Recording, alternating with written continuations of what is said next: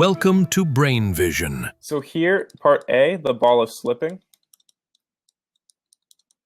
However, the acceleration of the center of mass is constant.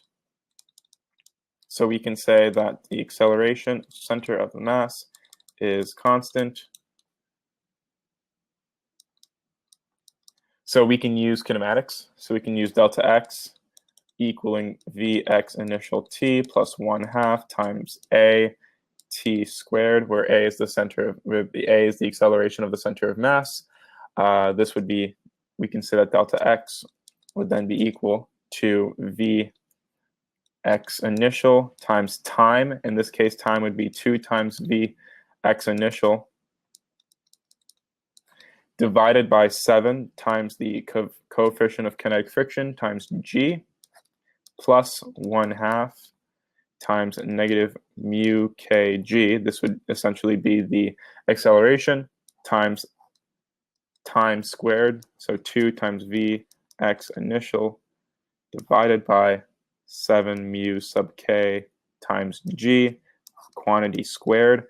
Therefore, delta x would be equal to 12 vx initial divided by 49 mu kg. This would be our answer for part A. For part B, we are going to say that once the final speed is reached, the angular velocity would be given by omega equaling v over r, and the radius. So we can say that v final equals v initial plus at. This would be equal to v initial plus negative mu sub kg multiplied by, again, 2 times v initial divided by 7 mu k of g. And so this would equal 5 times v initial over 7.